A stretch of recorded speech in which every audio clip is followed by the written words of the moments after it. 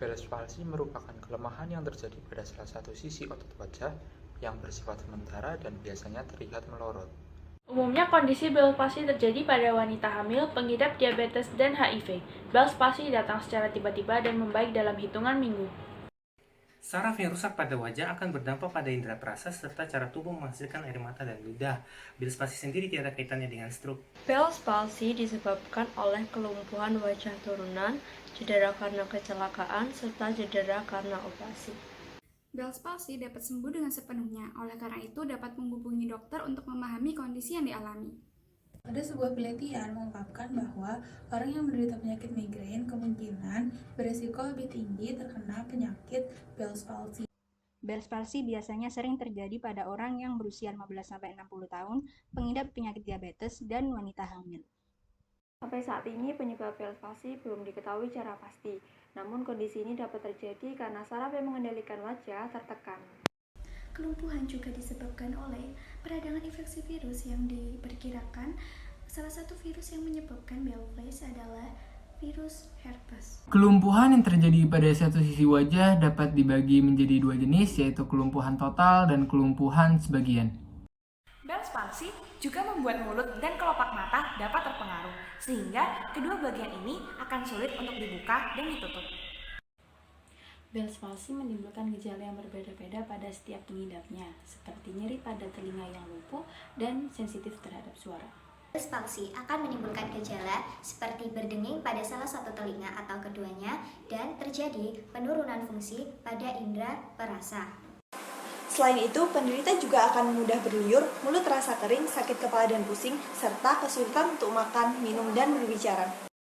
Bell's palsy merupakan gangguan yang terjadi pada otot dan saraf wajah, sehingga tidak berdampak pada kinerja otak maupun bagian tubuh yang lain. Jika tidak ditemukan diagnosis penyakit Bell's palsy, maka dokter akan mencari kondisi lain yang menyebabkan kelumpuhan pada wajah seperti tumor dan juga stroke.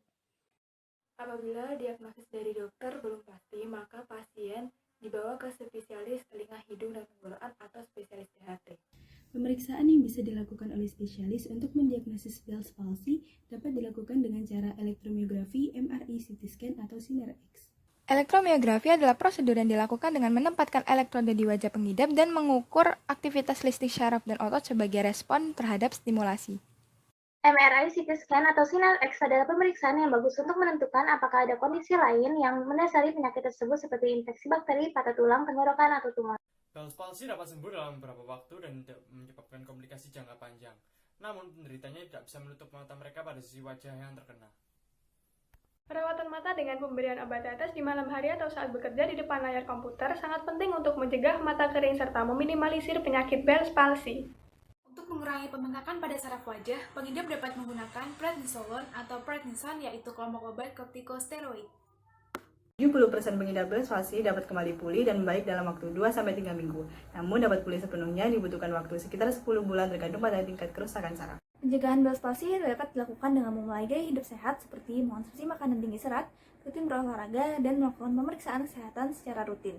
Makanan bergizi merupakan cara yang dapat dilakukan untuk menerapkan pola hidup sehat, seperti makan sayur, buah-buahan, dan banyak minum air putih. Istirahat dan tidur yang cukup dapat membuat kita berpikir positif agar terhindar dari stres dan menjaga stamina tubuh, sehingga terhindar dari kemungkinan terjadinya serangan Bell's palsy. Olahraga diperlukan setiap orang untuk menjaga kesehatan tubuh maupun kebugaran tubuh. Olahraga juga dapat meningkatkan fungsi tubuh dan menjaga kinerja sistem saraf. Bell's palsy bisa terjadi saat seseorang terkena angin secara langsung, terutama tepat pada bagian wajah. Oleh karena itu, sangat dianjurkan untuk tidak menggunakan kipas angin terlalu sering. Wanita hamil dapat berisiko terserang gejala penyakit Bell's palsy, maka dari itu wanita hamil harus lebih berhati-hati dalam menjaga kondisi tubuhnya. Sebenarnya setiap orang bisa terhindar dari penyakit Bell's palsy asal menerapkan pola hidup yang sehat, sehingga akan terhindar dari berbagai risiko penyakit Bell's palsy.